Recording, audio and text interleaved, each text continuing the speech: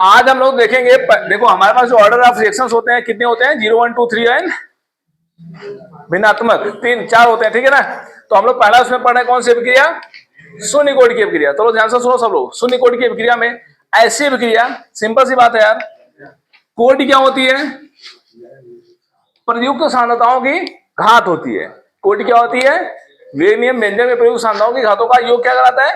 तो कुल मिलाकर जो घात होती है हमारी वो क्या कहलाती है, कोटि कहलाती है, ठीक है ना। वेग नियम में ऐसी अभिक्रिया जिसका वेग, ऐसी अभिक्रिया जिसका वेग क्या होता है, अभिकारक, इसी को अभिक्रियक भी बोलते हैं, इसी को अभिक्रियक भी बोलते हैं, कहीं कंफ्यूजन नहीं होना उसको लेकर के, है ना। अगर कहीं अभिक्रियक भी लिखा हो तो समझ जाना एक ही चीज है, ठीक है ना। तो जिसका वेग अभिकारक की सांद्रता के शून्य घात के समानुपाती होता है। यहां देखो, ऐसी अभिक्रिया जिसका वेग अभिकारक की सांद्रता के शून्य घात की क्या होता है। आप इसको ऐसे भी लिख सकते हो, वेग प्रोपोर्शनल टू क्या, आर की घात 0। और जब यहां पर हम क्या लगाए हैं, प्रोपोर्शनल हटाए हैं, तो क्या लगेगा, बराबर लगेगा और नियतांक लग जाएगा के, ठीक है ना। तो वही लिखा है, ऐसी अभिक्रिया जिसका वेग अभिकारक की सांद्रता के शून्य घात के समानुपाती होता है, वह क्या कहलाता है, प्रथम कोटि, शून्य कोटि की अभिक्रिया कहलाती है। बताओ शून्य कोटि की अभिक्रिया क्या बोल पाऊंगा, हमें आना तो है ना, रटोगे तो फंस जाओगे, ये दिमाग में सेट रखो। ऐसी अभिक्रिया, ऐसे बोल सकते हो, वेग नियम व्यंजक में प्रयुक्त सांद्रताओं का घातांक अगर 0 हो तो क्या कहलाएगा। तो यहाँ पे क्या लिखा, ऐसी अभिक्रिया जिसका वेग अभिकारक की सांद्रता के शून्य घात के क्या हो, समानुपाती हो। समझ आया कि नहीं, ऐसी अभिक्रिया जिसका वेग अभिकारक की सांद्रता के शून्य घात के समानुपाती होता है, क्या कहलाता है, हमारा शून्य कोटि की अभिक्रिया कहलाती है। आएगा लिखने के लिए, वेरी वेरी इंपॉर्टेंट है, मैं बार बार ये बात बोल रहा हूँ, आपको समस्या हो जाएगी फिर। अब ध्यान दो, शून्य कोटि की अभिक्रिया का वेग नियम व्यंजक लिखना होगा तो आप इस प्रकार से लिखोगे, हमेशा पावर क्या लगेगा, 0। क्या लगेगा, अगर अब सांद्रता की घात 0 हो तो शून्य कोटि की अभिक्रिया। एग्जाम्पल समझते, मैंने कल आपको प्यारा कॉन्सेप्ट दिया था शून्य कोटि पहचानने का, क्या दिया था, कोई बताएगा। कल की क्लास यानी पिछली क्लास में मैं आपको कोटि बता रहा था, वहां पर मैंने जब एक शून्य की कोटि की अभिक्रिया का एग्जाम्पल लिखा था, वहां पे आपको बताया था कि कैसे पहचानोगे कि शून्य कोटि की अभिक्रिया है। बताओ, एग्जाम्पल देके पहचानोगे, परेशान हो जाओगे। जहां पे क्या हो, आपको मैंने बताया था जहां पे विघटन हो, जहां पे कोई चीज जुड़े या कोई चीज टूटे, किसकी उपस्थिति में, कैटलिस्ट की उपस्थिति में, उत्प्रेरक की उपस्थिति में। उत्प्रेरक कहां लगाए जाते हैं, तीर के ऊपर। सुना रहा है, अगर ये सब दिखते हैं, और इनके दिखने के साथ साथ ये भी देख लो कि विघटन हुआ है, अवघटन हुआ है, ये लोग टूटे हैं कि नहीं टूटे हैं, वियोजित हुए हैं कि नहीं हुए। अगर ये सब वियोजित हुए हो या आपस में जुड़े हो, जो अभिक्रिया होगी हमारी वो कैसी होगी, शून्य कोटि की अभिक्रिया होगी। रीजन समझो, रीजन समझो, क्योंकि जब हम कैटलिस्ट लगा देते हैं तो जो हमारी अभिक्रिया होती है वो इसके अनुसार घटती और बढ़ती है, न कि इसके अनुसार घटती और बढ़ती है। हम इसको लगाए ही अभिक्रिया को तेज करने के लिए। जब यह अभिक्रिया को तेज करने का काम कर रहा है, इसका क्या मतलब, इसकी सांद्रता का कोई मतलब नहीं रह जाएगा, इसलिए सांद्रता पर निर्भर ही नहीं करता।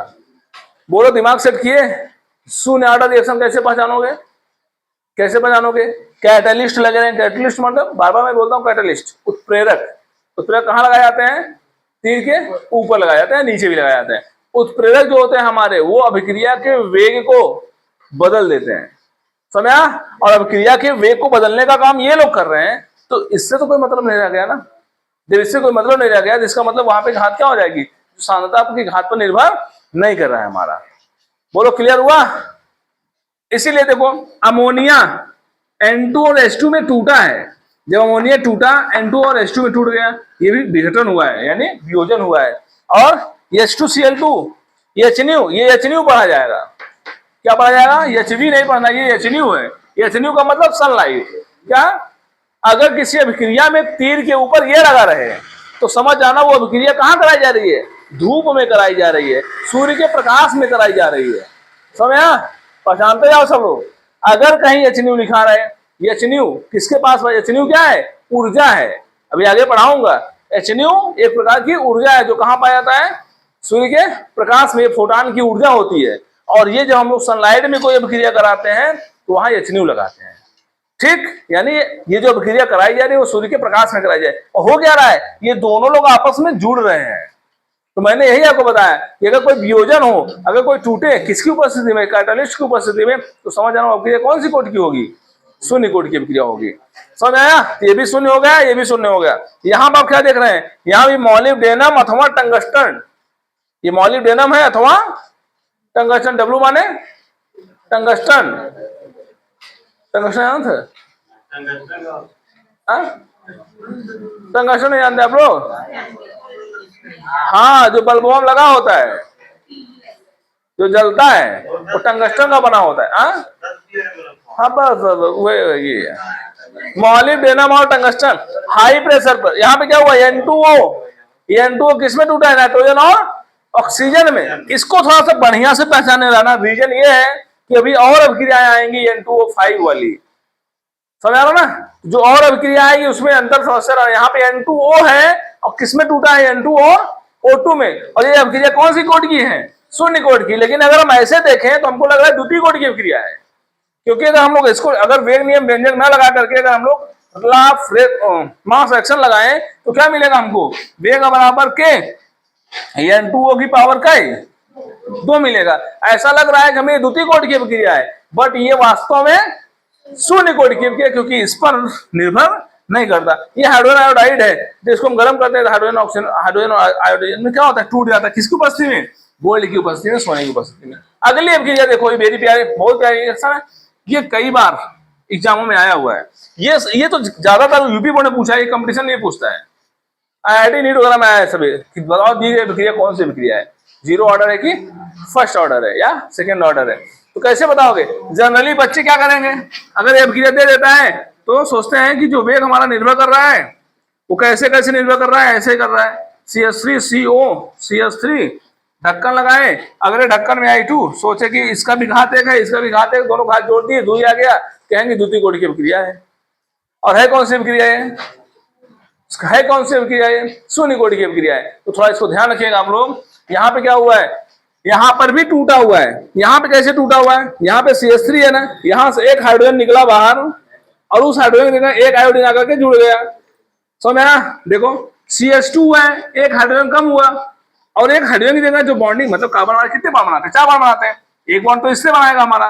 ध्यान दो, यहाँ पे कई H लगा था, 3 H लगा था, ऐसे लगा है ना 3 H, और 3 H लगा हुआ है, 3 H के साथ साथ एक हमारा COCH3 बना रहा है ऐसे। ठीक है, अब ये जो मैटर है हमारा, यहाँ पे जो CH3, यहाँ से एक हाइड्रोजन डिस्प्लेस हुआ है, ये हाइड्रोजन बाहर निकला, यहाँ कौन आकर के जुड़ गया, आयोडीन जुड़ गया। अब कई हाइड्रोजन बचा, 2 हाइड्रोजन, तो CH2 हो गया, एक I हो गया, आगे COCH3 लगा हुआ है। अब जो हाइड्रोजन निकला यहाँ से, वो यहाँ पे अभी एक I बचा है ना, तो हाइड्रोजन और आयोडीन मिलाकर क्या बना देते हैं, हाइड्रोजन आयोडाइड। समझ आ रहा है, ये अभिक्रिया आप लोग अलग से याद रखोगे। CH3COCH3 प्लस I2 की जो अभिक्रिया होगी वो शून्य कोट की अभिक्रिया होती है, इसको लोग अलग से दिमाग में सेट रखो।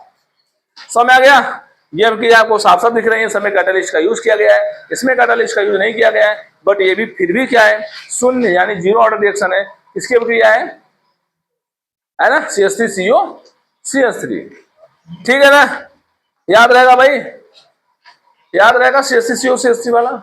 अगर आएगा तो एक फर्स्ट ऑर्डर सेकंड ऑर्डर मत मान लेना, ये शून्य ऑर्डर अभिक्रिया है। तो जीरो ऑर्डर आएगा तो इसी में से आएगा, आपके बोर्ड में आए चाहे जहां आए, ठीक कर लोगे, देख करके बताना है ना कि जीरो ऑर्डर है हमारा।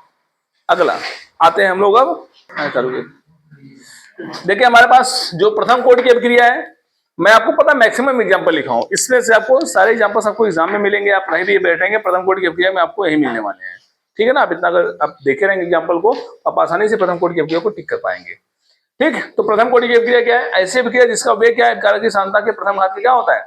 अब इसको दिमाग में सेट कर लो कि ऐसी अभिक्रिया जिसका वेग अभिकारक की सांद्रता के प्रथम घात के, वो प्रथम कोटि की अभिक्रिया होगी। द्वितीय घात के द्वितीय कोटि की अभिक्रिया, तृतीय घात के तृतीय कोटि की, शून्य घात के शून्य कोटि की अभिक्रिया होगी। बस यही परिवर्तन करना, बाकी सारी लाइन वही रहेगी। ठीक, अब मैं अगला परिभाषा को नहीं लिखवाऊंगा, आप लोग यहीं से देख करके लिख लीजिएगा, प्रथम कोटि की अभिक्रिया, द्वितीय और तृतीय वाला, ठीक है ना, बल्कि लिख करके आना द्वितीय का, यहाँ लिख रहे द्वितीय कोटि की अभिक्रिया और लिख करके आना उसको।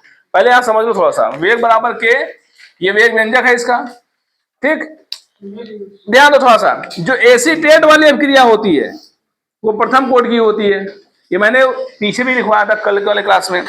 हाँ, ये बता रहा था जो N2O5, इसको याद रखो सब लोग, वहां पे क्या था 2N2O, ये था हमारा।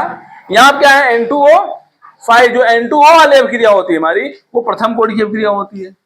कैसी अभिक्रिया होती है?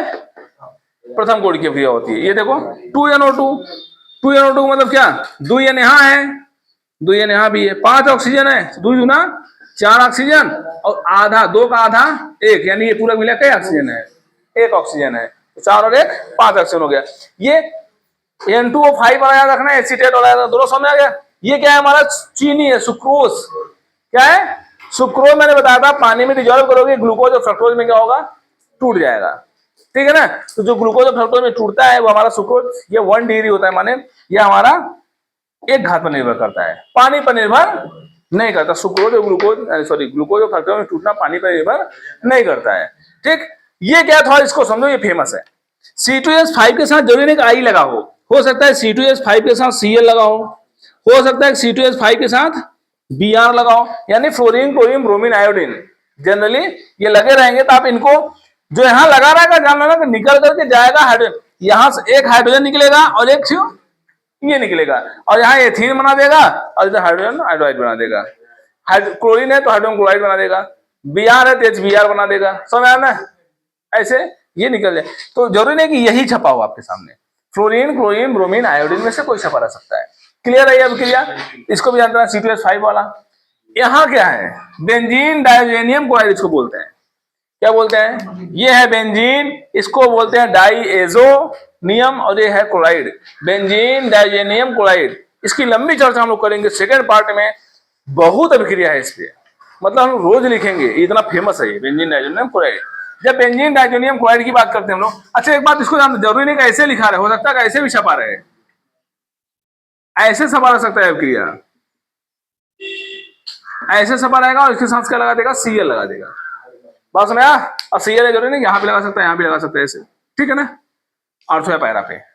ठीक, तो ये बेंजीन डाइजेनियम क्लोराइड हमारा पानी के साथ जो क्रिया करता है क्या बनाता है? ये बेंजीन फिनाल बना देता है। क्या बना देता है? फिनाल बना देता है।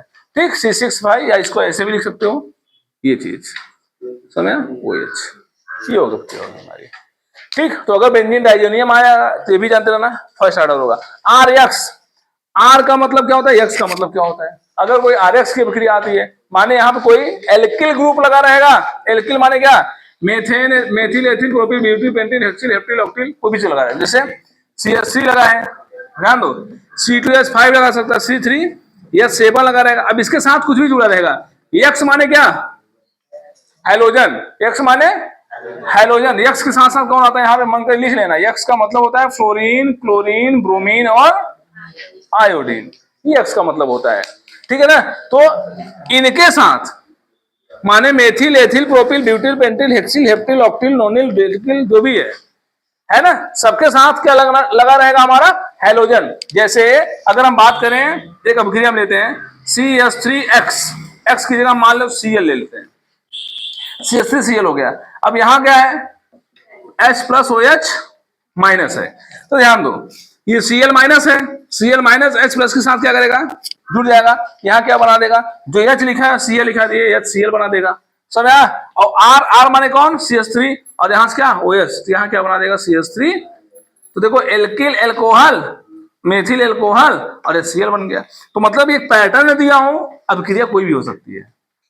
ये पैटर्न दिया हूं, अभिक्रिया कोई भी हो सकती है। अगर ऐसी अभिक्रिया आती है मेथिल, एथिल, प्रोपिल वाली और क्लोरीन, फ्लोरीन ये सब लगा है, तो समझ जाना हूं कौन सी अभिक्रिया होगी? हमारी फर्स्ट ऑर्डर रिएक्शन होगी। H2O2 बहुत फेमस एग्जांपल है, बहुत फेमस है फर्स्ट ऑर्डर का। इसको हाइड्रोजन पेरोक्साइड, इसको याद कर लो कि पानी में अगर एक और लगा दो तो पेरोक्साइड हो जाता है। ये बहुत फेमस है, H2O और पानी ऑक्सीजन टूट जाता है। ठीक है ना? याद रखना इसको। Cl2O7, Cl2O7, इसको भी आप लोग याद रखना।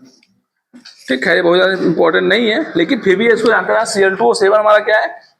मतलब मैं आप लोगों को मैक्सिमम अभिक्रिया दिया हूं कि अब इसके अलावा आपको कोई मिलने वाला नहीं होगा। आप इतना अगर कंठस्थ रखते हो तो आपका काम हो जाएगा। और ये हमारा क्या है? NH4NO2, N2 plus H2O। यहाँ से N2 और यहाँ हाइड्रोजन ऑक्सीजन मिलकर क्या बना देंगे, पानी बना देंगे। ठीक, तो NH4N2 Cl2O7। तो थोड़ा सा कंठस्थ रखो, जो एसीटेट वाली अभिक्रिया होती है हमारी फर्स्ट ऑर्डर होती है N2O5 वाली, N2O नहीं, ध्यान रखना ये जीरो ऑर्डर हो जाएगी। N2O5 वाली जो अभिक्रिया होगी हमारी फर्स्ट ऑर्डर होगी।